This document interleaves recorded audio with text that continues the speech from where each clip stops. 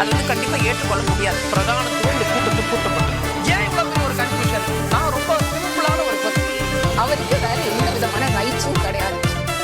என்ன வேணா இருக்கட்டும். கூட்டணி ஆட்சியில் ஏன் விசிகாவுக்கு துணை முதல்வர் பதவி கொடுக்கக்கூடாது என்று அக்கட்சியின் துணை பொதுச் செயலாளர் திரு ஆதவ் அர்ஜுன் பேசியிருக்கிறார். இதுதான் இன்றைய நேர்பட பேசுவின் பேசுபொருள். திமுக விசிக இடையே தொடரும் முரண்கள், அரசியல் கணக்கு என்ன அப்படிங்கிற தலைப்பில் பேச இருக்கிறோம். மூத்த பத்திரிகையாளர் திரு மணி இணைந்திருக்கிறார். பத்திரிகையாளர் திரு பீர் முகமது பங்கேற்றிருக்கிறார். முன்னாள் சட்டமன்ற உறுப்பினர் திரு தனியரசு இணைந்திருக்கிறார். விரைவில் அரசியல் விமர்சகர் திரு கலை இணைய இருக்கிறார். வணக்கம் விருந்தினர்கள் அனைவருக்கும். திரு மணி, திமுக விசிக இடையிலான முரண்பாடு குறித்து ஒரு வாரத்திற்கு ஒரு தலைப்பு என்ற அடிப்படையில் நாம் விவாதிக்கிறோம். போன வாரமும் விவாதித்தோம், அதற்கு முந்தைய வாரங்கள்லையும் விவாதிக்கப்பட்டது. இப்போது திரு ஆதவ் அர்ஜுன் பேசியிருக்கக்கூடிய துணை முதல்வர் விவகாரம் குறித்து உங்களுடைய கருத்து என்ன? கடந்த ஒரு வாரமாக ஆதவ் அர்ஜுன் முக்கியமான தொலைக்காட்சிகளில், அச்சு ஊடகங்களில், மெயின் ஸ்ட்ரீம் மீடியாவில் வந்து கண்டினியூஸாக இதை பேசிக்கிட்டே இருக்கார். இந்த இஷ்யூவை வந்து ஒரு அலைவாக வச்சுக்கிட்டு இருக்காரு. இன்க்ளூடிங் இன்று ஒலிபரப்பான, இன்று மாலை உங்கள் தொலைக்காட்சியில் புதிய தலைமுறையில் ஒலிபரப்பான அந்த பேட்டி முதற்கொண்டு சொல்லலாம். ஒரு 4 பேட்டிகள் கண்டினியூஸாக எவ்ரி ஆல்டர்னேட்டிவ் டேன்னு கூட நம்ம வச்சுக்கலாம். கண்டினியூஸாக இந்த இஷ்யூவை வந்து ஒரு அலைவாக வச்சுருக்காரு. உங்களுக்கு முன்பு கொடுத்த தந்தி டிவியில் கொடுத்த இன்டர்வியூவில் அவர் சொன்னது தான் வந்து டிஎம்கே கிட்டேருந்து ரியாக்ஷனை வரவழைத்தது. ஆராசா அவர்கள் பேசினார். அதில் முக்கியமாக அவர் சொல்லும் பொழுது, நான் சம்மரைஸ் பண்ணுறது என்னுடைய அசஸ்மெண்ட்டில் வந்து 4 ஆண்டுகளுக்கு முன்பு சினிமாவில் இருந்து நடித்து கொண்டிருந்தவர்கள் இன்று அரசியலுக்கு வந்தவர்கள் துணை முதலமைச்சர் ஆகும்போது 30 ஆண்டுகள் அரசியல் இருக்கக்கூடிய எங்கள் தலைவர் ஆகக்கூடாதான், அது ஒரு பாயிண்ட்டு. வட மாவட்டங்களில் நாங்கள் இல்லாமல் அவர்கள் வெற்றி பெற முடியாதுன்னு சொன்ன பாயிண்ட்டு. அதன் பிறகு வந்து காமன் மினிமம் ப்ரோக்ராம் வேணும்னு சொன்னது. அப்புறம் மாமன்னன் படத்தை உதாரணம் காண்பித்து சொன்னது. சம்மரைஸ் பண்ணுறதுனா அப்படி தான் நம்ம இதை சம்மரைஸ் பண்ண முடியும். இதில் வந்து ஆராசா அவர்களுடைய டிஎம்கே ஆராசா அவர்களுடைய பேட்டியை நான் எப்படி புரிஞ்சுக்கிறேன்னா, அவங்களுக்கு வந்து இந்த வட மாவட்டங்களில் திமுக விசிக ஆதரவு இல்லாமல் திமுக வெற்றி பெற முடியாதுன்றதெல்லாம் தாண்டி, காமன் மினிமம் ப்ரோக்ராமை தாண்டி அவர்களை சஞ்சலப்படுத்தியது என்பது வந்து 4 ஆண்டுகளுக்கு முன்பு சினிமாவில் நடித்து கொண்டிருந்தவர்கள் என்று அவர் சொல்வது உதயநிதியைத்தான் சொல்கிறார்கள் என்பது எல்லோருக்கும் தெரிந்த விஷயம். அது வந்து அவங்களுக்கு வந்து ஒரு ரா நர்வ், அதை டச் பண்ணியிருக்கு. இவர் டச் பண்ணது அவங்க அன்ஆன்சர்டாக போக முடியாது. ஸோ அவங்க ஃபயர் வால் பண்ணுறாங்க. அதுதான் டிஎம்கேவோட ரியாக்ஷனுக்கு முதல் காரணம்னா அதுதான் நான் பார்க்குறேன். ஏன் திரும்ப அமைதியாக இருக்கார்? அதுதான் வரேன் நான் அடுத்த பாயிண்ட் வரேன். இன்றைக்கு உங்களுடைய பேட்டிலையும் அதை அவர் பேசிட்டு போகிறாரு, ஆனால் கடந்து போகிறார் அந்த விஷயத்தை, உதயநிதி ஆஸ்பெக்ட். சரி, அவர் டிஎம்கே மீது வைக்கக்கூடிய விமர்சனங்களில் முக்கியமானது திமுக கிட்ட நான் கேட்கல, உதயநிதியையும் நான் சொல்லலைன்னு சொல்கிறாரு. ஒரு லாங் டேர்ம் பிளானாக நாங்கள் இதை வைக்கிறோம்னு அவர் சொல்கிறாரு. அப்புறம் வந்து அவர் வந்து 2016 வந்து மக்கள் நல கூட்டணி காலகட்டத்தில் கூட்டணி அரசு ஏன் வேண்டும் என்று திருமா எழுதிய அந்த புத்தகத்தை ரவிக்குமார், நம்ம ரவி எழுதின புத்தகத்தை சொல்கிறாரு. அப்புறம் அனைவருக்குமான அதிகாரம்னு திருமா பேசின பேச்சுக்களெல்லாம் அவர் சொல்கிறாரு. கண்டினியூஸாக 1 வீக்காக அவர் வந்து இதை பேசிகிட்டு இருக்கார். அதுவும் வந்து முதலமைச்சர் அமெரிக்காவிலிருந்து திரும்பிய பிறகு திருமாவர்களை போய் அவர் அறிவாலயத்தில் பார்த்துட்டு வந்த பிறகு எல்லாமே நார்மல் ஆகிடுச்சு அப்படின்னு நினைத்து கொண்டிருந்த பொழுது இந்த பிரச்சனை மறுபடியும். இதில் ஒரு விஷயம் கவனிக்க வேண்டியது, விடுதலை சிறுத்தைகளுடைய 2ஆம் கட்ட தலைவர்கள் திரு ரவிக்குமார், திரு வன்னியரசு, திரு சிந்தனை செல்வன், திரு பாலாஜி போன்றவர்கள் வந்து அது முதிர்ச்சியற்றதுங்கிறாங்க, தனிப்பட்ட கருத்துன்னெலாம் சொல்கிறாங்க, கூட்டணி பலமாக தான் இருக்குன்னு சொல்கிறாங்க. ஆனால் எந்த கருத்தையுமே சொல்லாமல் கட்சியின் தலைவர் திரும்ப அமைதியாக இருப்பது, இந்த நிமிடம் நம்ம பேசிட்டு இந்த நிமிஷம் வரைக்கும் அவர் பேசவே இல்லை திருமாவளவன். இது குறித்து அதுதான் இந்த பிரச்சனையோட சுவாரஸ்யமான அம்சம். இன்ட்ரெஸ்டிங். ஏன்னா அவர் இப்போ திரும்ப சம்மதம் இல்லாமல் பேசியிருப்பாருன்ற பெரிய கேள்வி தான் எழுந்து நிற்குது. ஏன்னு கேட்டிங்கன்னா வந்து இவ்வளோ பெரிய இஷ்யூவை வந்து இப்போ நீங்கள் வந்து ஒரு வேங்கை வயல் இஷ்யூவையோ அல்லது வந்து தலித்துகளுக்கான கொடுமைகள் தமிழகத்தில் கடந்த 3.5 ஆண்டுகளாக அதிகமாக இருக்கிறதுன்ற மாதிரியான இஷ்யூஸை பேசினாங்கன்னா அதில் வந்து திரும்ப அமைதியாக இருந்தாருன்னா நீங்கள் அதை புரிஞ்சுக்கலாம். அது ஒன்றும் அடிப்படையில் கூட்டணியை அசைச்சு பார்க்குற விஷயம் கிடையாது. ஆனால் அவங்க கட்சியோட துணைத் தலைவர்களில் ஒருவராக இருக்கக்கூடிய ஆதவ் அர்ஜுனா அவர் வந்து உதயநிதியை மெயின் பண்ணி பேசுகிறாரு. ப்ளஸ் ஆட்சியில் அதிக பங்கு வேணுன்றதும், நாங்கள் இல்லாமல் நீங்கள் ஜெயிக்க முடியாதுன்றத சீரியஸ் சார்ஜஸ். இதில் வந்து திரும்ப வந்து அமைதியாக இருக்க முடியாது. அவர் ஏதாவது ஒரு கருத்தை தெரிவித்து தான் ஆகணும். இன்னொரு கருத்தையும் கவனத்துக்கு கொண்டு வரோம். நம்ம இன்னைக்கு அவருடைய நேர்காணலில் நம்ம குறிப்பிட்ட செய்தி இன்னொரு ஊடகத்துக்கு அவர் கொடுத்ததில் 2026 யாருக்குமே மெஜாரிட்டி கிடைக்க போறதே கிடையாது. கட்டாயம் கூட்டணி ஆட்சிங்கிறத நோக்கி தான் தமிழ்நாடு போக போகுது. அதனால விசிகாவுக்கு அதுல ஒரு வாய்ப்பு இருக்குன்னு அவர் நம்பிக்கை இருக்கு. அதான் பேசிக் இஷ்யூஸ் எழுப்புறாரு. இனிமே வந்து அதை வந்து நண்பர் திருமா அவர்கள் வந்து இதுல மௌனம் காக்க முடியாது. அட் சம் ஸ்டேஜ் வந்து அவர் வாய் திறந்து பேசி தான் ஆகணும். இல்லைனா வந்து இவர் ஆதவ் சொல்றதை வந்து அவர் அங்கீகரித்த மாதிரி தான் ஆயிடும். ஒன்று ஆதவ் அர்ஜுன் மேல நடவடிக்கை எடுக்கணும். இல்லைனா அவர் ஆதவ் அர்ஜுன் மேல அவர் நடவடிக்கை எடுக்க வேணும். இல்லைனா ஆதவ் அர்ஜுன் சொன்னது சரிதான் என்ன தவறுன்னு கேட்கணும். இது ரெண்டு, அதாவது வந்து ஒரு மனிதன் 2 படகுகளில் பயணம் செய்ய முடியாது. இன்னொரு விஷயம், இவங்க டிஎம்கே சைட்ல இருந்து நான் பார்ப்பது நேற்று ஆராசா அவர்களோட அந்த பேட்டியில கூட ஒன்று உதயநிதியை ஃபயர்வால் பண்ணுறாங்க. ரெண்டாவது முக்கியமான ஒரு பாயிண்ட் என்னென்னா, இது கொஞ்சம் நீங்கள் டீப்பாக பார்க்கணும். அதாவது இந்த கூட்டணி இது தொடர்ந்து 3 தேர்தல்களில் வெற்றி பெற்று கொண்டு இருக்கக்கூடிய ஒரு கூட்டணி. அதுவும் லாஸ்ட் எலெக்ஷனில் வந்து 100% சக்ஸஸ் கொடுத்துருக்காங்க. 26 வந்து அவங்க வந்து இப்பயே அந்த வெற்றி உறுதி என்ற ஒரு மனநிலையில் தான் இருக்கிறார்கள். குறிப்பாக திமுக வந்து 26 வந்து ஒரு டன் டீல்ன்ற ஒரு 200 இலக்கு வச்சுருக்காங்க. அதை தான் அவங்க நம்புகிறாங்க. இவங்களோட பலம் நான் பார்க்குறது, இவங்களுக்கு உண்மையிலே கீழே வந்து கிரவுண்டில் வந்து சப்போர்ட் இருக்குது. இவர்களை தோற்கடிப்பது கடினம்ன்றதுலாம் புரியுது எனக்கு. பட் இவங்களோட பலம், இவங்களோட ஆக்சுவலாக கிரவுண்டில் இவங்களோட பலத்தை விட இவர்கள் தோற்கடிக்கப்பட முடியாத ஒரு கட்சி. இந்த கூட்டணி வந்து இந்தியா பிளாக், திமுக தலைமையிலான அந்த இந்தியா கூட்டணி தோற்கடிக்கப்பட முடியாத ஒரு கூட்டணி என்கின்ற அந்த பர்செப்ஷன் இருக்குது பார்த்தீங்களா, அது வந்து ஆக்சுவல் ஸ்ட்ரென்த்தை விட அதிகமாக இருக்குது.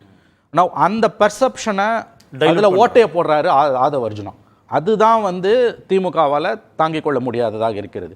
ஏன்னா இந்த மாதிரியான ஒரு பர்செப்ஷன், இந்த மாதிரியான ஒரு நெரேட்டிவ் செட் ஆகிறது அவங்க ஆரம்பத்திலே கிளி எறியணுன்றாங்க. சரி, ஆதவ் அர்ஜுன் பேசுனதுக்கு ராஜா ரியாக்ட் பண்றாருன்றத புரிஞ்சுக்க முடியுது. திமுகவை நோக்கிய திரு உதயநிதியை நோக்கிய விமர்சனம்ங்கிறதுனால விசிகாவுடைய 2ஆம் கட்ட தலைவர்களும் இவ்வளோ தூரம் ரியாக்ட் பண்ணியிருக்காங்க. முதிர்ச்சியற்றதுன்னு திரு ரவிக்குமார் சொல்றாரு, தனிப்பட்ட கருத்துன்னு மற்ற தலைவர்கள் சொல்றாங்க. திருமாவை தவிர மற்றவங்களும் பேசுறாங்களே.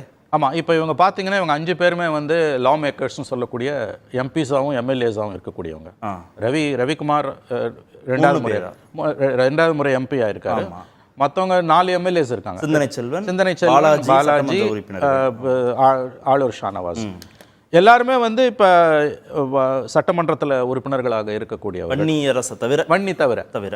ஸோ இவங்களோட நிர்பந்தத்தை நம்ம புரிஞ்சுக்கலாம்.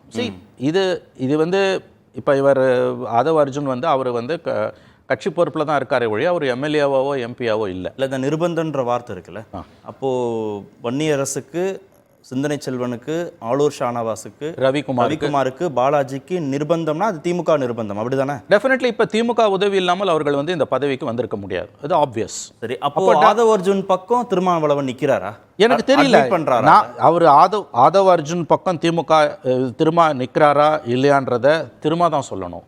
நம்ம பேசுறதோட சப்ஜெக்ட் இப்போ நீங்கள் கேட்ட கேள்விக்கான பதில் என்பது இனிமேல் திருமா மௌனம் காக்க முடியாது. இன்னொரு விஷயம் கார்த்திகேயன், நீங்கள் வந்து இந்த கூட்டணிக்குள்ளே இருக்கக்கூடிய கட்சிகளில் வந்து திமுகவுக்கு வந்து இந்த எலெக்ஷன் முடிஞ்ச பிறகு ஜூன் 4க்கு பிறகு இந்த 4 மாத காலத்தில் வந்து அவங்களுக்கான பிரச்சனைன்றது வந்து இந்த ஒரு கட்சிக்கிட்ட தான் வந்துகிட்டு இருக்குது. மற்ற 2 லெஃப்ட் பார்ட்டிஸோ அல்லது வந்து மதிமுகவோ காங்கிரஸோ ஒரு சின்ன மர்மரிங் கூட கிடையாது. காங்கிரஸ் பேசினாங்க, கார்த்தி வந்து ஒரு மீட்டிங்ல பேசினாரு, செல்வ பெருந்தகை பேசினாரு. ஆனால் கண்டினியூஸா வந்து பேசுறது வந்து திருமாவோட கட்சியிலேருந்து விசிகாலேருந்து மட்டும்தான் இது வந்துகிட்டு இருக்குது. அங்கே ஆஃப் ஆயிடுச்சு, காங்கிரஸ் தரப்புல ஆஃப் பண்ணிட்டாங்க அவங்க. இப்போ லெஃப்ட் பார்ட்டிஸ் கிட்டேருந்து எதுவுமே இல்லை, மதிமுக கிட்டேருந்து எதுவுமே இல்லை. இந்த ஒரு விசிகா கிட்டேருந்து மட்டும்தான் இது வருது. அதுவும் வந்து இன்றைக்கு வந்து முதலமைச்சர் அவர்கள் அமெரிக்காவில் இருக்கும்பொழுது திருமா வந்து அந்த மதுவிலக்கு மாநாடு சம்பந்தமாக பேசினது. அதுக்கு பிறகு அந்த பிரச்சனை முதலமைச்சர் நாடு திரும்பிய பிறகு சந்தித்த பிறகு அது சொல்யூஷன் வந்துடுச்சுன்னு நம்ம நினைச்சோம். பட் அதுக்கு பிறகு இதை கண்டினியூஸாக வந்து, அதாவது திமுகவுக்கு எதிரான கருத்துக்களை விசிகேக்கு உள்ள இருந்து அவர்கள் தலைவர்களை ஒன்று திருமாவோ அல்லது அடுத்த கட்டத்தில் இருக்கக்கூடிய ஆதவ் அர்ஜுன் போன்றவர்களோ வந்து கண்டினியூஸா அலைவா வச்சிருக்காங்கன்றது நம்ம கடந்து போக முடியாத ஒரு நிகழ்வு. மௌனமும் கடந்து போக முடியாது. சுருக்கமா 1 பாயிண்ட் சொல்லிடுறேன். இதை வந்து இவங்க 2 தரப்புமே முற்றுப்புள்ளி வைக்கிறது நல்லது. ஏன்னா நீங்க இந்த மாதிரி தொடர்ந்து வந்து பொதுவெளியில சண்டை போட்டுக்கிட்டு கடைசியில் அலையன்ஸ் வந்ததுனாலும் அது வந்து உங்களுக்கு 2011 காங்கிரஸ் டிஎம்கே கடைசி நேரத்தில் பிரிஞ்சு போயிட்டு ஒன்று சேர்ந்தப்ப கீழே ஜெல்லாவாது. இது என்ன மெசேஜை கீழே இந்த 2 கட்சி தொண்டர்களுக்கு கொடுக்குன்றத 2 கட்சி தலைமையும் தான் யோசிக்கணும். பேசுவோம், அடுத்த சுற்றுலையும் பேசுவோம். திரு தனியரசு, திமுக விசிகா கூட்டணியில் ஓட்டை போடுறாரு திரு ஆதவ் அர்ஜுன் அப்படின்னா ஓட்டை பெருசாகுமா இல்லை ஓட்டை அடைக்கப்பட்டுருமான்னு அடுத்தது கேள்வி. இல்ல அது உடனடியா மணியண்ணன் சொன்ன மாதிரி முடிவெடுக்க வேண்டியது அந்த பிசிகேனுடைய தலைவர் திருமாவளவன். ஏன்னா நீங்க ஆதவ் வந்து இப்ப அண்ணாமலை பாஜகவினுடைய அண்ணாமலையை விட அதிமுகவில் இருக்கிற எடப்பாடியை விட நாம் தமிழர் சீமானை விட திராவிட முன்னேற்ற கழகத்தை அதனுடைய அரசை விமர்சிக்கிறார். இன்னைக்கு ஒரு மணி நேரத்துக்கு முன்னாடி கூட நம்முடைய தொலைக்காட்சியில கார்த்திகேயனோட இருக்கிற நேர்காணல கூட விமர்சனத்தை வைக்கிறார். எதெல்லாம் வைக்கிறாரு? நாங்க வந்து ஆணவ குடைகளுக்கு இந்த எதிரான சட்டத்தை கொண்டு வர சொல்றோம், வேங்கவயல் பிரச்சனை இன்னும் தீரல, பொது தொகுதியில நாங்க போட்டியிடுறதுக்கு இன்னும் எங்களுக்கு அந்த வாய்ப்பு கிடைக்கல, அப்படின்னா இங்க என்ன சமூக நீதி சமத்துவம் இருக்கு? அப்ப கொள்கைக்கும் பிராக்டிக்கல் நடைமுறையில அதை அமுல்படுத்துறதுலையும் பெரிய வேறுபாடு இருக்கு அப்படிங்கிற வாதத்தை வைக்கிறாரு. அப்புறம் மது விற்பனையில அது எவ்வளவு 1000 கோடி ரூபாய் வருமானம் வருது, அதை எப்படி கட்டுப்படுத்துறதுங்கிறதெல்லாம் நீங்க வந்து எந்த சலனமோ அச்சமோ இல்லாம நீங்க எவ்வளவு விளக்கமா நீங்க உங்களுக்கே உரிய அந்த நுணுக்கமான அந்த கேள்விகளை கேட்ட பொழுது கூட அவர் வந்து தயங்காம திமுகவின் மீது அரசின் மீதான குற்றச்சாட்டுகளை கூர்மைப்படுத்தினாரா இல்லாமல் அதுல வந்து சமரசமே ஆகல. அப்புறம் அதுக்கு மாறுக்கா இன்னொரு தொலைக்காட்சியில் சொல்றாரு, அண்ணா திராவிட முன்னேற்ற கழகம் வலிமையாகத்தான் இருக்குதுங்கிறார். 2019 பெற்ற வாக்குகளை விட 2024 நாடாளுமன்றத்தில் அவர்கள் கூடுதலான வாக்குகளை பெற்றிருக்கிறார்கள். 19 நடந்த தேர்தல் மத்திய அரசாங்கம் தொடர்புடையது, இது 26 சட்டமன்றத்திற்கானது. அதிமுக வலிமையா இருக்குதுன்னு சொல்றார். எந்த இடத்திலும் திமுகவை எதிர்நிலையில நிறுத்துற ஆதவ் அர்ஜுனா விசிகாவுடைய பொதுச் செயலாளர். பாஜக கூட்டணி இல்லாததுனால அதிமுகவுக்கு சிறுபான்மை மக்களோட வாக்குகள் போகும் அப்படின்னு சொல்றாரு. அதுதான் அப்ப அந்த விமர்சனத்தை வைக்கிறார். வாக்குகளை போறதுல இவர் ஒரு தேர்தல் வியூக வகுப்பாளர் அந்த பொறுப்புல இருந்து பணியாற்றியதோட அந்த பார்வையை அவர் வச்சிருந்தா அது வேற. ஆனா இவர் ஒரு இயக்கத்தில் இணைந்து ஒரு வலிமையான திராவிட முன்னேற்ற கழகத்தினுடைய இந்திய அளவில் இந்தியா கூட்டணியில் இருக்கிற மிக முக்கியமான ஒரு கட்சி விடுதலை சிறுத்தைகள், அது ஒரு கோட்பாட்டு தளத்தில் தத்துவ தளத்தில் இணைந்து பணியாற்றுகிற ஒரு வலிமையான கூட்டணியில் இருக்கக்கூடிய ஒரு கட்சியினுடைய துணை பொதுச் செயலாளராக இருந்து கொண்டு இந்த கருத்தை அவர் தொடர்ந்து குற்றச்சாட்டுகளாக வைக்கிற பொழுது இது வந்து நீடிக்க அனுமதிப்பது விடுதலை சிறுத்தைகளுக்கு நல்லதில்லை. ஏன்னா விடுதலை சிறுத்தைகள் ஒரு தத்துவ ரீதியாக இயங்கக்கூடிய இயக்கம். அதுல தோழர் ரவிக்குமார் நாடாளுமன்ற உறுப்பினரை விட, வன்னியரசை விட, சிந்தனை செல்வனை விட இப்ப ஆதவர்ஜனுக்கு விடுதலை சிறுத்தைகள் மீதும் அதனுடைய கொள்கைகள் மீதும் அல்லது அந்த சமூகத்திற்கு மீதும் இவருக்கு ஏதோ இவ்வளவு காலம் யாருக்கும் இல்லாத பற்று இருப்பதை போல காட்டுகிறார். இன்னும் சொல்ல போனா திருமாவுக்கே இல்லாத அக்கறை ஆதவர்ஜனுக்கு இருப்பதை போலவும், திருமாவுக்கே இல்லாத ஆசை விடுதலை சிறுத்தைகளை நாடாக அல்லது முதலமைச்சர் அரியணையில் அமர்த்தி பார்ப்பதுதான் என்னுடைய பணி அப்படிங்கிற அளவுக்கு கொண்டுட்டு போய் நிறுத்துறார். அவரா பேசுன மாதிரி தெரியலையா உங்களுக்கு? அவரா பேசுற மாதிரி தெரியலையா? சந்தேகம் இருக்கா அவர் பேசுனதுல? அக்கறையோடு பேசலையா? திருமா மீதான அக்கறை, விசிகா மீதான அக்கறை, பட்டியல மக்களுடைய அரசியல் அதிகாரம் குறித்த அக்கறையாக தெரியலையா திரு ஆதவ் அர்ஜுனுடைய பேச்சு? இல்லையா, அந்த அக்கறைன்னா அவர் பொது வெளியில பேசக்கூடாது. நீங்க விடுதலை சிறுத்தைகள் இயக்கத்துக்குள்ள பேசி அதை திரும்ப பேசலாம், அல்லது அதனுடைய அபிஷியல் ஸ்போக் பர்சன்ஸ் பேசலாம். ஆனா நீங்க இதுல இவர் வந்து இவருடைய அந்த மொழி நடை அல்லது அவருடைய அந்த இப்ப இதுவரைக்கும் நீங்க தமிழ்நாட்டுல எந்த அரசியல் கட்சிக்காரரும் ஒரு கால் மேல கால் போட்டெல்லாம் நீங்க தமிழ்நாட்டினுடைய மரபு இல்லது. நம்ம அதுல ஒண்ணு அதுல சுயமரியாதை இயக்கம் நம்ம தந்தை பெரியாரும் பேரறிஞர் அண்ணாவும் அல்லது நம்முடைய அம்பேத்கர் ஐயாவெல்லாம் அதை கத்துக் கொடுக்குறாங்க. ஆனா அவர் வந்து நீங்க ஒரு மிக இலகுவா ஒரு எளிய மக்களுக்கான ஒரு அரசியல் இயக்கத்தின் ஒரு பொறுப்பாளர் அல்லது மக்கள் பிரதிநிதியாக வருகிற ஒருவர் நம்ம தமிழ்நாட்டுல பெரிய தலைவர்கள் கூட ஒரு கால் மேல கால் போட்டிருக்க மாட்டாங்க. புரட்சி தலைவரோ புரட்சி தலைவர் அம்மாவோ அல்லது வேற எந்த திருமா கூட சொல்றேன். ஆனா இவரு நீங்க வந்து இயல்பா மிக சாதாரணமா குற்றச்சாட்டுகளை திமுகவின் மீதும் அல்லது பெரியார் இயக்கத்தின் மீதும் அண்ணா பேரறிஞர் அண்ணா உள்ளிட்ட இயக்கங்களின் மீது அது நடைமுறையில் இல்லாததுங்கிற மாதிரியான குற்றச்சாட்டுகளை அடுத்து பார்த்தா இவர் பிஜேபி RSS ஏற்கனவே திராவிட முன்னேற்ற கழகத்தினுடைய துணை பொதுச் செயலாளர் அண்ணன் ராஜா நாடாளுமன்ற உறுப்பினரை சொல்வதைத்தான் நானும் அப்படித்தான் கருதுறேன். ஏன்னா அவர் பாஜகவினுடைய பின்னணியில் வளர்ந்து ஒரு கட்டத்துல திராவிட முன்னேற்ற கழகத்தினுடைய தேர்தல் வகுப்பாளராக இருந்து வெற்றியையும் பெற்று அப்புறம் ஒரு மிகப்பெரிய பொருளாதார குற்ற பின்னணி கொண்ட ஒரு குடும்பத்தில் ஒரு ஒரு ஒரு குடும்ப உறவை வைத்துக்கொண்டு இப்ப ஏராளமான லாட்டரிகளை இந்தியா முழுக்க விற்று மதுபானத்தில் ஏற்பட்ட தீமையை விட லாட்டரி சீட்டுகளில் பரிசு சீட்டுகளில் மக்கள் மாய்ந்து மடிந்து தற்கொலை செய்து எத்தனையோ ஏழை உழைக்கும் கொடுமையெல்லாம் நடந்த அந்த அந்த குடும்பத்தில் உறவு வைத்துக் கொண்டு ஒரு ஏழையாக இருந்து ஒரு 3000 கோடி ரூபாய்க்கு அதிபதியாக இருக்கிற நிறுவனத்தை நடத்திய ஆதவ் அர்ஜுன் திடீரென்று வந்து உழைக்கும் மக்களுக்கு அதிகாரம் வேணும்னு சொல்றாரு. இதுதான் பெரிய இடைவெளி பாருங்க. அவர் என்ன சொல்றாரு? கம்யூனிஸ்டுகள் ஆட்சிக்கு வரணும், அமைச்சரவையில பங்கு பெறணும், விடுதலை சிறுத்தைகளுக்கு பங்கு வரணும். இதெல்லாம் யாரு சொல்றது? ஒரு மிகப்பெரிய பெருமுதலாளியினுடைய குடும்பத்துல உறவு வச்சுக்கிட்டு பெரியாரிஸ்டோட அல்லது அம்பேத்கரிஸ்டோட எந்த உறவுகளும் குடும்ப உறவும் வச்சு கொள்ளாத ஒரு ஆதவ் அர்ஜுன் செல்வ செழிப்பான மாட மாளிகையில் இருந்து கொண்டு ஏழை உழைக்கும் மக்களுக்கு அதிகாரம் வேணும்னு மிக இலகுவாக ஒரு 30 ஆண்டு காலம் 40 ஆண்டு காலம் திரும்ப கட்டி காத்து வளர்த்த ஒரு இயக்கம் இருக்கிற விடுதலை சிறுத்தைகள். அது திருமண உறவு வச்சுக்கிட்டாருங்கிறதுனாலயே கொள்கைகளை நீர்த்து போக செய்யணும் அப்படின்னு அவசியம் இல்லை இல்லையா? அப்படின்னா அது திருமாவுக்கு இல்லாத அக்கறை இப்ப இவருக்கு வந்ததாக காட்டுறாரு. அப்படின்னா ஒரு பெரும் முதலாளி இவ்வளவு காலம் உழைத்து சுவரொட்டி ஒட்டி சுவர் விளம்பரம் செய்து உயிரை தியாகம் செய்து பல வழக்குகளை சந்தித்து லட்சக்கணக்கான சிறுத்தைகள் தமிழ்நாட்டில் இருக்கிற பொழுது எந்த சட்ட ஒரு சொட்டு வியர்வை வராமல் போட்டுக்கொண்டிருக்கிற உடை கசங்காம அப்படியே நேரா பொறுப்புக்கு வர்றாரு. துணை பொதுச் செயலாளர் பொறுப்புக்கு வந்த உடனே இவருதான் அந்த மொத்த விடுதலை சிறுத்தைகளுடைய கொள்கையை செதுக்கி அதை களத்தில் கொண்டுட்டு போய் செயல்படுத்தி அதை அதிகாரத்தில் அமர்த்துகிற ஒரு பொறுப்புக்கு இவர் எங்கிருந்து எப்படி வர முடியுது? அப்படின்னா இவருடைய இந்த பெரும் பணம் இருக்குல்ல, இந்த செல்வம், பெரும் முதலாளிகள், இந்த முதலாளிகள் இந்த மாதிரி கம்யூனிஸ்டுகளுக்கு ஆதரவாக விடுதலை சிறுத்தைகளுக்கே நான் தான் வியூக வகுப்பாளர்னு சொல்றது இருக்குல்ல, இந்த அறியாமை தான் நம்ம மிகப்பெரிய அறியாமை.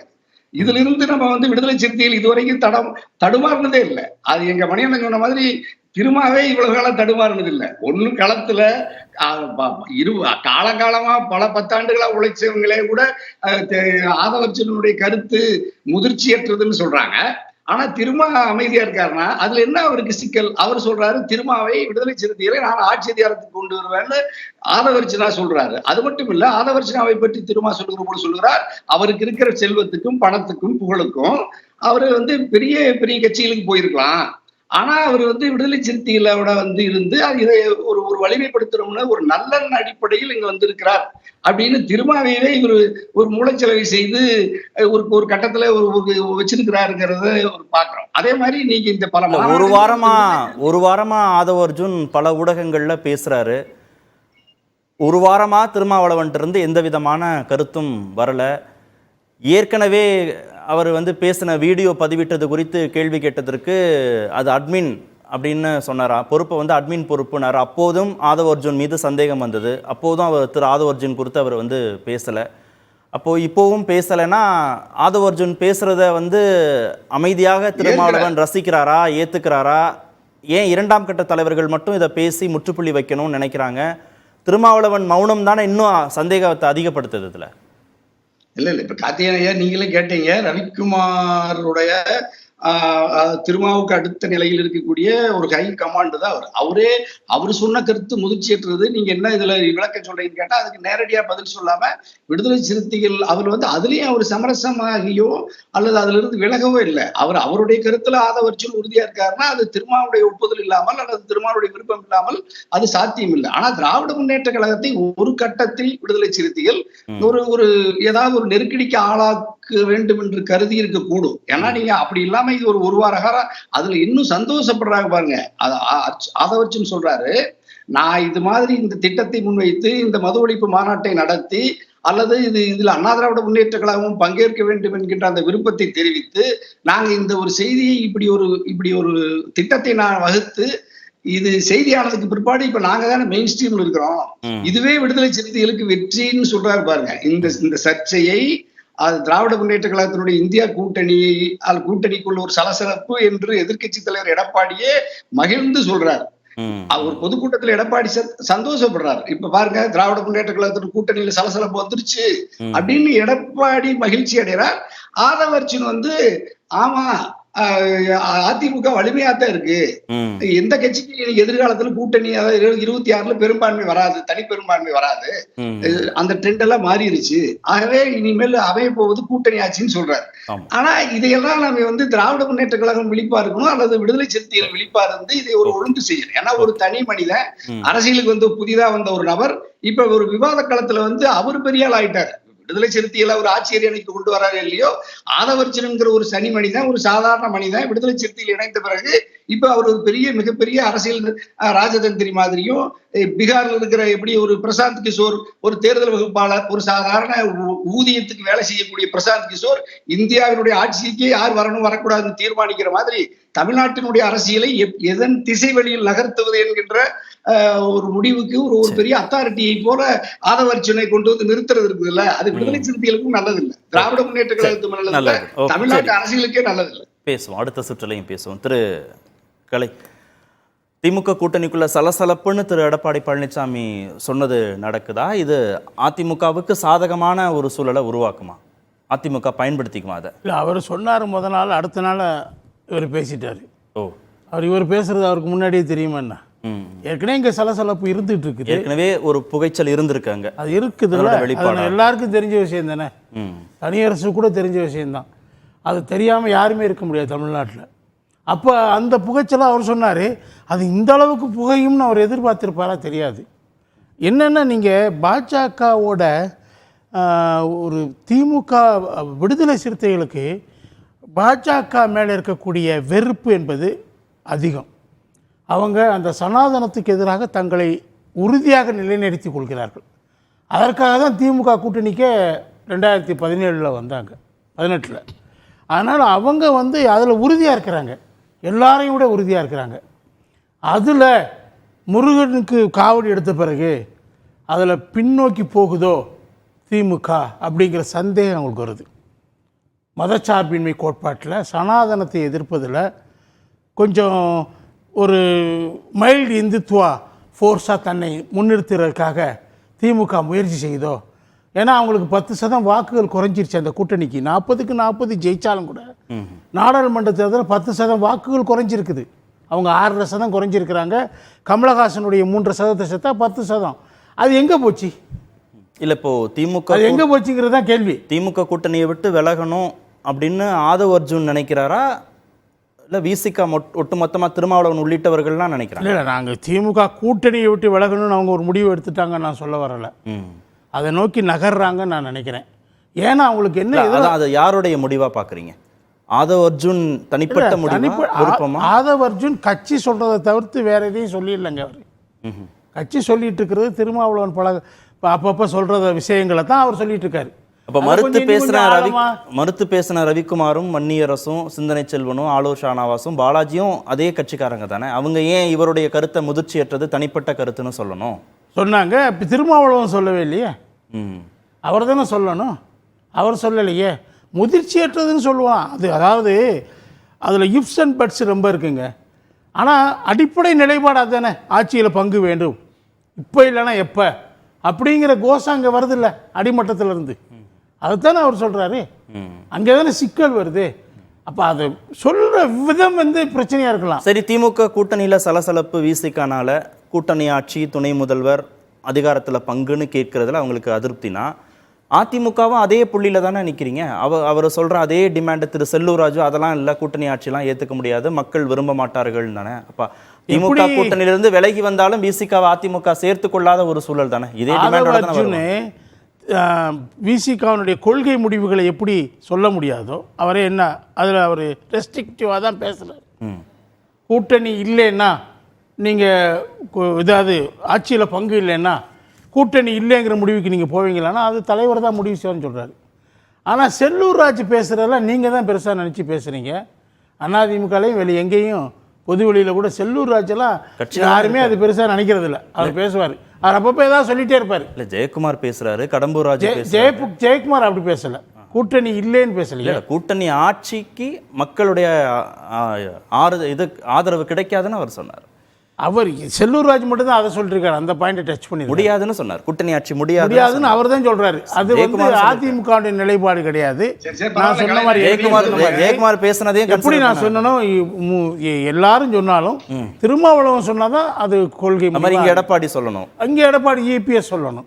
ஒத்துப்பாரா கூட்டணி ஆட்சிக்கு? ஒத்துப்பாரா? அது நமக்கு தெரியாது. எனக்கு அந்த மாதிரி விருப்பம் இருக்கா? நிலைப்பாடு இருக்கலாம், இல்லாமல் இருக்கலாம். ஒருவேளை நாளைக்கு இதுதான் வேற தங்களோட கூட்டணிக்கு யாரும் வரலன்னா அந்த நிலைப்பாட்டுக்கு அவங்க தள்ளப்படலாம். அதுல ஒன்றும் சந்தேகம் கிடையாது. இப்ப திமுக கூட என்ன நீங்க கண்டிப்பா இல்லைன்னு சொல்லிடுவாங்களா? திமுக மேல 2 விஷயம் நான் சொல்லிடுறேங்க. ஒன்று நான் சொன்னேன் ஏற்கனவே, இந்த மதச்சார்பின்மை கோட்பாடை கைவிட்டுட்டாங்கங்கிற சந்தேகம் இவங்க மேலே இருக்குது. இன்னொன்று என்ன நினைக்கிறாங்கன்னா, அவங்க பாஜகவை நோக்கி இவங்க நகர்றாங்கன்னு அவங்க சந்தேகப்படுறாங்க. திமுக விடுதலை சிறுத்தைகள் திமுக நகருதுன்னு திமுக நகருதுன்னு சந்தேகப்படுறாங்க. கூட்டணி வச்சு அது டீ பார்ட்டி அது எல்லாம் இருக்கு இல்லையா, வரிசையா ஒவ்வொன்றா. இப்போ இந்த ஆளுநர் கடைசியா அவரை வச்சே வந்து இப்போ பட்டமளிப்பு விழா கொடுக்குறாங்க, நடத்துறாங்க இல்லையா? அதெல்லாம் கொஞ்சம் கொஞ்சமா அந்த பக்கம் நகர்றாங்க. இப்ப நம்ம இதெல்லாம் விசிகான்னு பேசணுமா இல்ல ஆதவ் அர்ஜுன்னு பேசணுமா? விசிகா ஆதவ் அர்ஜுன் வந்து நான் பேசுறேன். விசிகா அந்த மாதிரி 2 விஷயத்துல ஓகே அது பாஜக விலகி நிற்குது. விலகி நிற்கிறப்ப இயற்கையா பல்வேறு விஷயங்கள் அங்கே வெடிக்குது. இன்னொன்று திமுக இந்த 3 தடவை வெற்றி பெற்றப்ப 3 தேர்தல்களில் இருந்த பலத்தோட இல்லைங்கிறது அந்த கூட்டணி கட்சிகளுக்கு ஒரு அது தெரியுது. அவங்களுக்கு கூட்டணி கட்சிக்கு எல்லா மற்ற கட்சிகளுக்கும் தெரியுது. அப்போ அவங்க என்ன செய்யறாங்க? காங்கிரஸ் என்ன சொல்லுது? அது ஒத்த குரலாக வந்தால் கூட அதுக்கு எதிர்ப்பு வரல, அது கூட்டணி ஆட்சி தான் அப்படின்னு சொல்கிறாங்க. அதே மாதிரி இப்போ விசிகாட்டிலேருந்து அந்த கருத்து வந்துக்கிட்டே இருக்குது. அது பல காலமாக நாங்கள் சொல்லிகிட்டு இருக்கிறோங்கிற விஷயம் சொன்னால் கூட என்ன, ஆனால் இப்போ ஏன் அது வலுவாக வைக்கப்படுது? காரணம் திமுக பலவீனமாக. ஓகே, இப்போ ஏன் துணை முதல்வர், தலித் முதல்வர், ஆட்சி அதிகாரம் பங்கு அப்படின்னு ஏன் இப்போ இன்னும் எலெக்ஷனுக்கு ஒரு 1.5 வருடங்கள் இருக்கிற போது இப்போவே அந்த பேச்சு வந்து ஏன் பேசி வீரியம் ஏற்றப்படுது? ஓகே, நான் இதை எப்படி பார்க்குறேன்னா, நமக்கு தமிழ்நாட்டை பொறுத்த வரைக்கும் இந்தியாவிலேயே ஜனநாயகத்தில் ஒரு முதிர்ச்சியான ஒரு மாநிலம், ஒரு மெச்சூர் டெமோக்ரஸி. குளோபலாகவே இன்னைக்கு பிஜேபிக்கு மிகப்பெரிய பேரியராக இருக்கக்கூடியது, ஒரு 100% வெற்றியை பெற்று இருக்கக்கூடியது தமிழ்நாடு. அதாவது ஒரு சென்ட்ரலைசேஷன் ஃபோர்ஸாக பிஜேபி இருக்கும்போது அதற்கு எதிரான மிக வலுவான அரணாக தமிழ்நாட்டுடைய அரசியல் இருக்கிறது. இந்த அரசியல் எப்படி உருவானது என்று பார்த்தால் இதை போன்ற உரையாடல்கள் மூலமாகத்தான். நீங்கள் கூட்டணி கட்சியில் இருக்கலன்னா ஒரே ஒரு எடுத்துக்காட்டை சொல்கிறேன். பாட்டாளி மக்கள் கட்சி திராவிட முன்னேற்ற கழகத்துடைய கூட்டணியில் 2006 முதல் 2011 வரைக்கும் கூட்டணியில் இருந்தது. அவங்க கூட்டணியில் இருந்தபோது 34 எம்எல்ஏக்கள் காங்கிரஸுக்கு இருந்தாங்க, 18 எம்எல்ஏக்கள் பாட்டாளி மக்கள் கட்சிக்கு இருந்தாங்க. அவங்க தான் ஒரு நிழல் அரசாங்கம் போல ஒரு வலிமையான ஒரு எதிர்குரலாக எதிர்க்கிற. நாங்கள் கூட்டணியில் இருந்தாலும் நாங்கள் அந்த கடுமையான விமர்சனங்களை, நிழல் பட்ஜெட்டை, இந்த மாதிரி ஒரு ரோலை அவங்க ப்ளே பண்ணாங்க. 2006 முதல் திராவிட முன்னேற்ற கழகம் ஒரு ரூல் ஆஃப் த காமனர் அப்படிங்கிறத தமிழ்நாட்டில் உருவாக்கின ஒரு பெரும் பாரம்பரியம் உள்ள கட்சி. அதனுடைய கூட்டணி கட்சியாக, பிரதான கூட்டணி கட்சிகளில் ஒன்றாக இருக்கக்கூடிய விடுதலை சிறுத்தைகள் கட்சிக்கு இருந்து இப்படியான குரல்கள் ஒரு பொது தளத்தில் வருவது என்பது நமது பாரம்பரியத்தின் தொடர்ச்சியாக நான் பார்க்க வேண்டியிருக்கு. அதாவது தமிழ்நாட்டில் இருக்கக்கூடிய மக்களின் ஜனநாயகத்தின் முதிர்ச்சியாக, மக்களின் இறையாண்மை குரலுக்கு எப்போதுமே இடம் இருக்கிறது என்பதற்கான அடையாளமாக நாம் அதை பார்க்க வேண்டியிருக்கிறது. ஆனால் எலெக்ஷனுக்கு 1.5 வருஷத்துக்கு முன்பாக இந்த பேச்சு வருகிற போது நீங்கள் கூட்டணி வலுவாக இருக்குன்னு ஒரு பெர்செப்ஷன் டைலூட் ஆகி ஓட் டிரான்ஸ்ஃபர் எப்படி நடக்கும், கீழே இருக்கிற நிர்வாகிகள் எப்படி ஜெல் ஆவாங்கன்னு திரு மணி கேட்டார்ல, எப்படி நடக்கும்? இல்லை, நம்ம சில நேரங்களில் நம்ம தினந்தோறும், அதாவது அரசியல் என்பது தினந்தோறும் செய்யப்படுவது. அப்போ தினந்தோறும் செய்யப்படக்கூடிய அரசியல், அதே மாதிரி நாம் தினந்தோறும் செய்தி செய்கிற மாதிரி தினந்தோறும் அரசியல் செய்யப்படுது. அப்போ ஒரு கொள்கை அல்லது ஒரு கோட்பாடை முன்னிறுத்துவது என்பது ஒரு நீண்டகால ஒரு டிராவல், அது நீண்டகால பயணம். இந்த உரையாடல்கள், இந்த கான்வர்சேஷன்ஸை முன்னால் கொண்டு வர்றது தான் அரசியல் டெய்லி பாலிட்டிக்ஸாக இருக்குது, எவ்ரிடே பாலிட்டிக்ஸாக இருக்குது. ஸோ இதை நீங்கள் இது கூட்டணியோடு தொடர்பு படுத்தி இது கூட்டணியை பலவீனப்படுத்தி விடும் அல்லது கூட்டணியை சிதறடித்து விடும் என்றெல்லாம் சொல்வது என்பது நாம் அதன் மீது ஏற்றி சொல்கிறோம் என்பதாகத்தான் இருக்கிறதே தவிர, அல்லது ஊடகங்கள் ஏற்றி சொல்கிறது என்பதுதானே தவிர. ஆனா நீங்க சொல்றதுதான் சொல்றேன் தனியரசு அண்ணன், இந்த இத நண்பர் தான் தனியரசு அண்ணன், நீங்க அவர் சொன்னதுதான் இதை நாம் ஏன் பெரிதாக்க வேண்டும் என்பது கூட்டணிக்குள் இதை வேங்கை வயல்ல ஒரு அதிருப்தி, ஆம்ஸ்ட்ராங் கொலை வழக்குல ஒரு அதிருப்தி, பட்டியலின தலைவர்கள் பாதுகாப்பு இல்லைன்றதுல ஒரு அதிருப்தி, சட்டம் ஒழுங்கு சார்ந்ததுல ஒரு அதிருப்தி, விசச்சாராய மரணங்கள்ல அதிருப்தி, கூட்டணி ஆட்சி அதிருப்தி, இப்படின்னு இது இப்படி இருந்துச்சு, அப்புறம் இப்படி பெருசாகிட்டே தானே இருக்கு. இது எப்படி நீங்க வெறும் பெர்செப்ஷனை ஒண்ணுமே பண்ணிடாதுன்னு எப்படி சொல்லுங்க? இந்த பெர்செப்ஷனை தினமும் நம்முடைய, அதாவது பெர்செப்ஷன் மேனேஜ்மெண்ட்டை நம்ம புதிய தலைமுறை மட்டும் பண்ணல, தமிழ்நாட்டு முதலமைச்சர் தினம் பண்ணிட்டு இருக்காரு. ஆம்ஸ்ட்ராங்குடைய கொலை வழக்கை பார்த்தீங்கன்னா அவருடைய துணைவியாரை சந்தித்து நேரடியாக அதில் நடவடிக்கை எடுப்பதை உறுதி செய்து, இன்றைக்கு ஆம்ஸ்ட்ராங் கொலை வழக்கில் இதுவரைக்கும் எடுக்கப்பட்டிருக்கிற நடவடிக்கைகளை நீங்கள் பட்டியலிட்டு பார்த்தால் அதில் எவ்வளவு வேகமாக துரிதமாக அன்றைக்கு இரவே, அந்த படுகொலை நடந்த இரவே எப்படி அவர்கள் நடவடிக்கை எடுத்தார்கள் என்பது நமக்கு தெரியும்.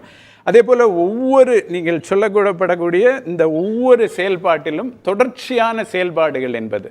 இதில் ஆதவ அர்ஜுனுடைய கருத்தை பற்றி சொல்லும்போது அண்ணன் துரை ரவிக்குமார் அவர்கள் சொன்ன கருத்தை, நாடாளுமன்ற உறுப்பினர் விடுதலை சிறுத்தைகள் கட்சியுடைய பொதுச் செயலாளர் சொன்ன கருத்தை இங்கே வலியுறுத்த விரும்புகிறார். Factually untrue and politically immature என்று ஹிந்து ஆங்கில நாளிதழுக்கு அவர் சொல்லியிருக்கிறார். அதாவது இது நாம் கவனிக்க வேண்டியது. ஏன் திருமாவளவன் அதற்கு கருத்து சொல்ல வேண்டும் என்று நாம் எதிர்பார்க்கிறோம்? அது அனாவசியமானது என்று நான் நினைக்கிறேன். திருமாவளவன் ஒரு துணை பொதுச் செயலாளர் என்கிற பொறுப்பு நிறைய பேருக்கு இருக்கிறது. ஒரு துணை பொதுச் செயலாளர் சொன்னதுக்கு ஒரு பொதுச் செயலாளர் கருத்து சொல்லிவிட்டார், மற்ற சட்டமன்ற உறுப்பினர்கள் கருத்து சொல்லிவிட்டார். ஏன் எல்லாவற்றுக்கும் அண்ணன் திருமாவளவன் கருத்து சொல்ல வேண்டும் என்று சொல்வதே முதலில் ஒரு கிட்டத்தட்ட ஈக்குவல் ரேங்க்ல இருக்கிறவங்க ஒருத்தர் மறுப்பு தெரிவிச்சுக்கிற போது திரும்ப பேசினா இதுக்கு ஒரு முற்றுப்புள்ளி வரும். துணை பொதுச் செயலாளர் என்பது பொறுப்பு பலருக்கும் இருக்கிறது. பொதுச் செயலாளரான ரவிக்குமார் இன்றைக்கு பதில் சொல்லிவிட்டார். அதற்கு பிறகு ஏன் நீங்கள் அண்ணன் தான் பேச வேண்டும், அண்ணன் பேசினால்தான் அது இறுதியானது உறுதியானது என்று சொல்வதே பிழையானது என்று நான் கருதுகிறேன். வன்னியரசு பேசுவதும் கட்சி பேசுவதும் ஒன்று. அவர் தான் கட்சியுடைய செய்தி தொடர்பு அதிகாரப்பூர்வ செய்தி தொடர்பாளர். நீங்க ஏன் ஆதவ அர்ஜுனா பேசினதுக்கு திரும்ப பதில் சொன்னாதான் அது முற்று முழுதான முடிவு என்று நாம் வரையறுக்க முடியாது. கட்சி கட்டுப்பாட்டுல இல்ல திருமாவளவன் கட்டுப்பாட்டுல திரு ஆதவ அர்ஜுன் இல்லையா? ஒரு வாரமா பேசிக்கிட்டே இருக்கிறாரே அப்படின்னு சந்தேகம் வரும்ல. இல்ல இன்னொரு முக்கியமான புள்ளியை தொட விரும்புகிறேன். அண்ணன் தனியரசு அவர்கள் ஒரு முக்கியமான கருத்தை சொன்னார். அதாவது ஒரு அரசியலில் யார் எதை பேச வேண்டும் என்கிற ஒரு இடம் இருக்கிறது. அதை பேசும்போது உங்களுக்கு என்ன, இப்ப துரை ரவிக்குமார் சொல்றாருல, அவர் ஒரு 25 ஆண்டு காலம் தேர்தல் அரசியலை பார்த்து ஒருவர் சொல்லக்கூடிய கருத்துக்கான வெயிட்டேஜ்ங்கிறது மக்கள் மத்தியில் வேறு. ஆதவ அர்ஜுன் சொல்ற கருத்துக்கு, எனவே அதற்கு நீங்கள் திருமாவளவன் தான் பதில் சொல்ல வேண்டும் என்று சொல்லி எதிர்பார்ப்பதே முதலில் பிழையானது என்பதுதான் என்னுடைய வாதம். அவர் சொன்னார் அல்லவா, நீங்கள் ஒரு சூட்கேஸ் எல்லாம் கொண்டு வந்துட்டா நான் பிரதமர் ஆயிரலான்னு. அப்படி இந்திய டெமோக்ரஸி அப்படி இல்லை. மக்களின் இறையாண்மையை பிரதிபலிப்பதாக தான் இந்திய ஜனநாயகம் இருக்கிறது. அதற்கான மிகப்பெரிய அடையாளமாக தமிழ்நாட்டு ஜனநாயகம் இருக்கிறது. அதை பார்க்கும்போது நீங்க வெறுமனே பணம் வைத்திருந்தால் நாங்கள் ஒரு தனி தொகுதியிலோ தாண்டி ஒரு பொது தொகுதியில் போட்டியிட்டு நான் வந்துவிட முடியும் என்றெல்லாம் நம்ம வாய்ச்சவிடாலுக்கு அது நல்லா இருக்கலாம், ஊடகத்துக்கு கான்டென்ட்டுக்கு நல்லா இருக்கலாம், தலைப்பு செய்திகளுக்கு நல்லா இருக்கலாமே தவிர கள அரசியல் என்பது வேறு, இங்கு நீங்கள் பேசுவது வேறு. இதனால் திராவிட முன்னேற்ற கழகத்துடைய கூட்டணியில் விரிசல் என்று பேசுவது சில நப்பாசையுடைய வெளிப்பாடு தானே தவிர, நீங்கள் 2019 இன்றைக்கு வரைக்கும் அது தொடர் வெற்றியை ஈட்டி கொண்டு வரக்கூடிய ஒரு மாபெரும் வெற்றி அணியாக இருந்து கொண்டிருக்கிறது. அந்த வெற்றி 2026 தொடரப்போகிறது. அதை அசைப்பதற்கான எந்த விதமான முகாந்திரமும் தமிழ்நாட்டில் இல்லை என்பதை இங்கு பதிவு செய்ய விரும்புகிறேன். திரு மணி, திமுக கூட்டணியை சிதறடிப்பதே பாஜகவுடைய நோக்கம், இது திருமாவளவன் சொன்னது. 2026 பாஜகவை தமிழ்நாட்டில் காலூன்ற விடமாட்டோம், அதான் எங்களுடைய நோக்கம், இது ரவிக்குமார் சொன்னது. அதிமுக இன்னும் பலமாக தான் இருக்குது. பாஜக கூட்டணியை விட்டு போனாலும் புதியவர்களுடைய வரவும் இருக்குது. அதனால் பெரும்பான்மை வாக்குகள் யாருக்குமே கிடைச்சிடாது, மெஜாரிட்டி யாருக்குமே கிடைச்சிடாது. இது வந்து ஆதவ் அர்ஜுன் சொன்னது. ராஜா சொல்கிறது, இது போன்ற குழப்பத்தை விளைவிக்கின்ற பாஜகவிற்கு துணை போகிறார்கள் என்று எண்ணக்கூடியவர்கள் மீது திருமாவளவன் கடுமையான நடவடிக்கை எடுக்கணும். ஆதவ் அர்ஜுன் கிட்ட விசிகாவினரும் எச்சரிக்கையாக இருக்கணும். இது ராசா சொன்னது. இப்போ இந்த டாட்லாம் கனெக்ட் பண்ணால் ஆதவ் அர்ஜுனை யாரோ இயக்குகிறார்கள் அப்படின்ற சந்தேகம் திமுகவுக்கும் இருக்குது, விசிகாவுக்கும் இருக்கா? இல்லைங்க, இந்த பார்வையை தவறுன்னு நான் நினைக்கிறேன். யாரெல்லாம் திமுகவை விமர்சனம் பண்ணுறாங்களோ, கட்சின்ற முறையில் திமுகவையும் அந்த அரசையும் விமர்சனம் பண்ணுறாங்களோ, அவங்கள எல்லாரையும் பிஜேபி இயக்குது, சங்கிகள் என்று சொல்வது ரொம்ப தவறான ஒரு பார்வை. நீங்கள் எப்பொருள் யார் யார் வாய் கேட்பனும் அப்பொருள் மெய்ப்பொருள் காண்பது அறிவு. அப்படி தான் இதை பார்க்கணும். என்ன சொன்னாங்கன்னு நீங்கள் பாருங்கள். அதுவும் அந்த கட்சியில் வந்து ஒரு வைஸ் பிரசிடெண்ட்டாக இருக்கார். அவருடைய ஜாதகத்தை பார்த்து, அவருடைய குலம் கோத்திரத்தை பார்த்து இந்த பிரச்சனையை அணுகுவது என்பது தவறுன்னு நான் கேட்குறேன். ஏன்னா அவர் ஒரு பொலிட்டிக்கல் இஷ்யூவை முன்னால் வைக்கிறார். ஒரு கருத்து என்பது இருப்பது, வெளியில் இருப்பது. இவர் சொல்லலைன்னா நாளைக்கு இன்னொருத்தர் சொல்ல போகிறாங்க. இப்போ கூட்டணி ஆட்சியை பற்றி அவர் பேசுகிறார். ஏற்கனவே கார்த்தி சிதம்பரம் வந்து அவங்களோட இதில் வந்து அவங்க கட்சி கூட்டத்தில் பேசினது, கூட்டணியில் இருக்கக்கூடிய கட்சிகள் வந்து கூட்டணியில் எங்களுக்கு பங்கு வேண்டும் கேட்பதில் என்ன தவறு இருக்குது? உண்மையான ஜனநாயகன்றது கூட்டணியில் மட்டும் கிடையாதுங்க, அதிகாரத்திலையும் பங்கு என்பது தான் உண்மையான ஜனநாயகம். நீங்கள் வந்து டெல்லியில் வந்து கூட்டாட்சி, மாநிலத்தில் சுயாட்சி என்பது எல்லா காலத்துக்குமான கோஷமாக இருக்க முடியாது. ஆகவே இந்த கட்சிகள் வந்து இந்த கோரிக்கையை முன்வைப்பதில் எந்த தவறுமே கிடையாது. இதை ஒரு பெரிய பிழையாக கருதி இது வந்து அவனை இவன் ஏற்கிறான், இவனை அவன் ஏற்கிறான்றதெல்லாம் என்னை பொறுத்த வரைக்கும் ரொம்ப தவறான பார்வை. உங்களுக்கு கொடுத்த பேட்டியில் ஒரு பாயிண்ட் சொல்கிறார் இன்றைக்கி மாலையில் ஒலிபரப்பானது.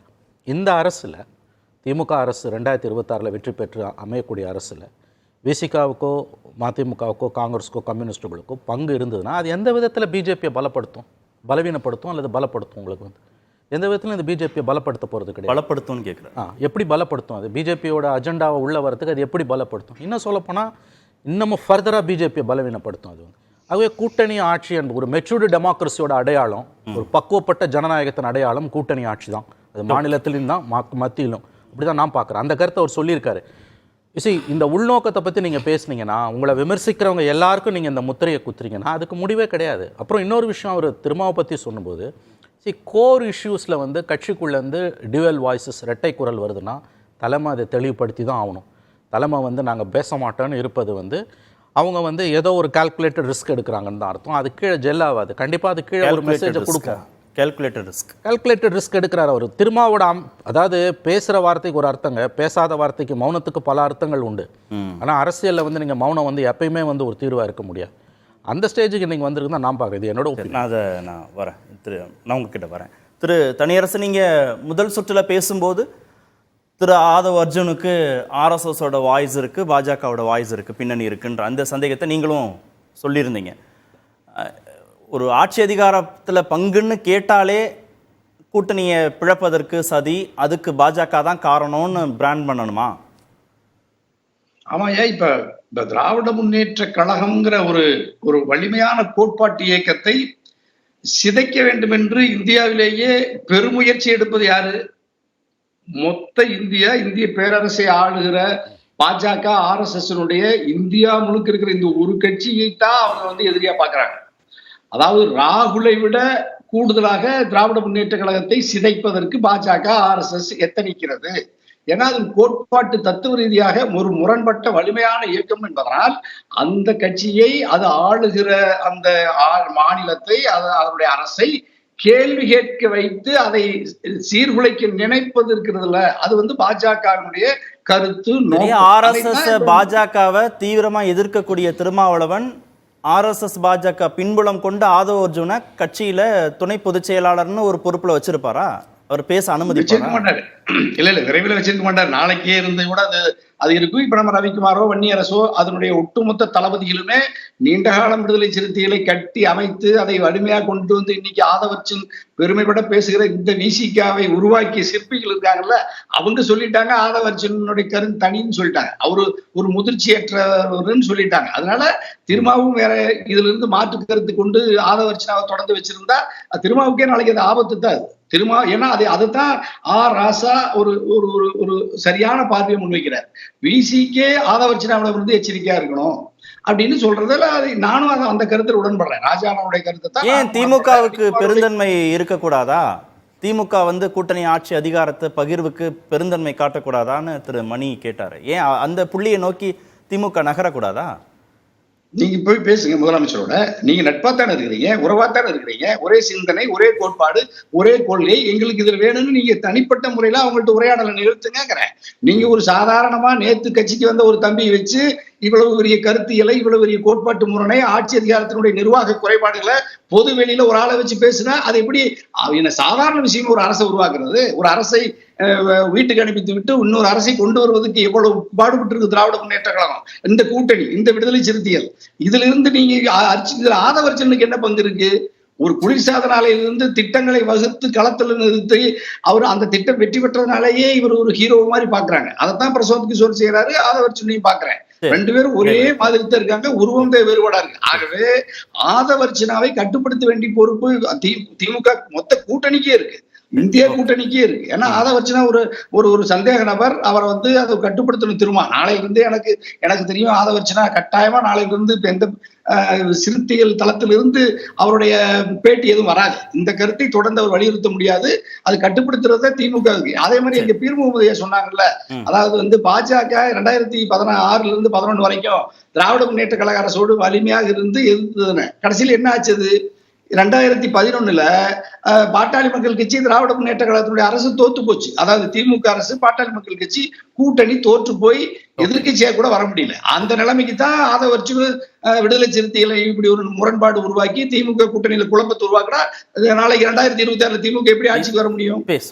அதே மாதிரி ஐயா இன்னொன்னு வேற வருங்க. இப்ப வந்து எந்த ஆட்சியுமே, அதாவது அதிமுக திமுக இரண்டுமே அறுதி பெரும்பான்மையோட வர முடியாதுங்கிற கருத்தையும் ஆதரவு வைக்கிறது இதனுடைய வெளிப்பாடு. அப்ப இரண்டு திராவிட கட்சிகள் சீர்குலைந்து பல்வேறு கட்சிகளால் ஒரு கூட்டணி அரசு, பலவீனமான ஒரு அரசு இருக்கணும் தமிழ்நாட்டிலேன்னு பாஜக விரும்புறது தான் ஆதவர்ஜனும் விரும்புறாரு. திரு கலை, 2026 எந்த கட்சிக்கும் பெரும்பான்மை கிடைக்காது, திமுகவோ அதிமுகவோ யாருக்கும் பெரும்பான்மை கிடைக்காதுன்னா கூட்டணி ஆட்சின்னு வலியுறுத்தினா தமிழ்நாட்டில் இருதுருவ அரசியல்ன்ற அந்த தன்மை மாறிடாதா? அது ரெண்டு கட்சிக்குமே அது பாதிப்பா இருக்காதா? திமுக அது மாறாதுன்னு தான் நான் நினைக்கிறேன். தொடர்ச்சி 51 வருட சரித்திரத்தை பார்த்தா அவங்க ரெண்டு பேரும் சேர்ந்து 60-70% வாங்குறாங்க. மீதி இருக்கிற பெர்சன்டேஜில் தான் மற்ற எல்லா கட்சிகளும் பகிர்ந்துக்கிறணுங்கிறது தான் நடைமுறை சாத்தியம். ஆனால் ஒரு விஷயத்தில் ஆதவர்ஜனுடைய அந்த நேர்மையை நான் பாராட்டுறேன். யாருக்கும் அந்த துணிச்சல், நேர்மையான துணிச்சல் வர்றதில்லை. அதிமுக பலவீனமாக இருக்குது, இல்லை பலமாக தான் இருக்குதுன்னு சொல்கிறார் இல்லையா, அது அவருடைய துணிச்சலை நான் பாராட்டுறேன். அதை சொல்கிறதுக்கு ரொம்ப பேருக்கு தமிழ்நாட்டில் இல்லை என்ன, அது அந்த துணிச்சல் அவரை பாராட்டுறேன். அதே சமயத்தில் அவர் இன்னொரு முக்கியமான காரணி, 2 காரணி நான் சொன்னேன். ஏன் விசிகா திமுக விட்டு விலகி போச்சுன்னா 2 காரணிகளை சொன்னேன். 3வது காரணி, தலித் மக்கள் திமுக ஆட்சி மீது பெரும் அதிருப்தியில் இருக்கிறாங்க. ஓகே, அது ஒரு காரணம். அவங்களை கன்வின்ஸ் பண்ண வேண்டிய தேவை இப்போ விசிகா இருக்கு. ஏற்கனவே ஒரு சாஃப்ட் ஹிந்துத்துவாவை நோக்கி போகுதான்றது ஒன்று, இன்னொன்று பட்டியலின மக்கள் மீதான தாக்குதல், இன்னொன்று பாஜகவை நோக்கி கூட்டணியை கூட நகர்ந்துருவாங்களோன்ற ஒரு சந்தேகம் பிசிகாவுக்கு இருக்குது. அதனுடைய வெளிப்பாடாக கூட இந்த மாதிரியான அதிருப்தி பேச்சுக்களை பார்க்கலாம். இல்லை, நான் அப்படி பார்க்கல. முழுக்க கொள்கை அளவில் மிக தெளிவாக திராவிட முன்னேற்ற கழகம், விடுதலை சிறுத்தைகளும் காங்கிரஸும் மிக தெளிவாக இந்த பயணத்தில் இருக்காங்க. இதில் நீங்கள் 2019 தொடங்கின அந்த கொஹிஷன்னு சொல்லுவாங்க, அந்த இணைப்பு என்பது வலிமை பெற்றிருக்கிறது. அதாவது மேல்மட்டத்திலும் சரி களத்திலும் சரி. அதற்கு பல காரணங்கள். நீங்கள் இன்றைக்கு ஒன்றிய அரசுடைய அணுகுமுறை என்பது இன்றைக்கு தமிழ்நாட்டுக்கு தொடர்ச்சியாக அவர்கள் செய்யக்கூடிய மெட்ரோ ரயில் திட்டமாக இருக்கலாம், இல்லை நமது கல்வித்துறைக்கான ஒதுக்கீடு விஷயமாக இருக்கலாம். இதில் அவர் தொடர்ந்து நயவஞ்சமாக பாராமுகமாக இருப்பது என்பது ஒரு நீண்டகால தமிழ்நாட்டை வஞ்சிப்பது. அதாவது நீங்கள் your punish for your development அப்படிங்கிற ஒரு 50 ஆண்டு கால அதனுடைய தொடர்ச்சி அதை தீவிரப்படுத்தி இருக்கிறது ஒன்றிய அரசு. இந்த நேரத்தில் இந்த கூட்டணி என்பது மிக பலமாக, இன்னும் பலமாவதற்கான முகாந்திரங்களும் காரணங்களும் அதிகமாக இருக்கின்றனவே தவிர இவர்கள் நீர்த்து போவதற்கோ அல்லது பலவீனப்படுவதற்கோ. நம்ம கட்சிக்காரங்களுக்கு அதிகாரம் கேட்கிறாரு, திருமாவளவன் துணை முதல்வர் ஆகணும்னு நினைக்கிறாருன்னு கட்சிக்காரங்க மத்தியில் ஆதவர்ஜுனுக்கு ஒரு சப்போர்ட் பேஸ் கிடைச்சிடாதா? அப்படி பார்க்க முடியாதா? இல்ல, அதாவது யார் பேசுகிறார்கள் என்பதை பொறுத்தது. அதாவது நீங்க யார் என்ன பேசுகிறார்கள், எந்த தளத்தில் பேசுகிறார்கள், இது எல்லாமே முக்கியம். எந்த தளத்தில் இது எல்லாமே முக்கியம். நீங்க 40க்கு 40 திராவிட முன்னேற்ற கழக கூட்டணி வெல்லாது என்று சொன்ன பல தளங்கள் இன்றைக்கு தமிழ்நாட்டில் இருக்கின்றன, பல ஊடக தளங்கள் இருக்கின்றன. அந்த தளங்களை இன்றைக்கு வென்று காட்டி இருக்கிறது மக்களுடைய இறையாண்மை, மக்களுடைய பலம். அது மக்கள் என்றைக்குமே, அதாவது பிரசாந்த் கிஷோர் சொல்லக்கூடிய ஒரு இதான், மக்கள் தான் முக்கியம் இதில் எல்லாத்துலேயுமே, ஊடகங்களோ பணமோ அல்ல. இதுதான் என்னைக்குமே மக்களின் கைகளை, நம்ம வெறும் பாலங்கள் தான். எளிய மக்களின் கைகளை யார் இறுக பற்றி கொள்கிறார்களோ அவர்கள் என்றைக்குமே தேர்தல் அரசியலில் வெல்வார்கள். அதைதான் நாம் தொடர்ந்து பார்த்து. நன்றி நன்றி நன்றி. நிகழ்ச்சியில் பங்கேற்ற நன்றி. நேர்பட பேச நிறைவு கண்டிப்பா ஏற்றுக்கொள்ள முடியாது. பிரதானத்துவம் இந்த கூட்டத்தில் கூட்டப்பட்டது. ஏன் இவ்வளவு ஒரு கன்ஃபியூஷன்? நான் ரொம்ப சிம்பிளான ஒரு பர்சன். அவருக்கு வேற எந்த விதமான ரைட்ஸும் கிடையாது. நிகழ்ச்சியின் இப்பகுதியை இணைந்து வழங்குவோர் V-Guard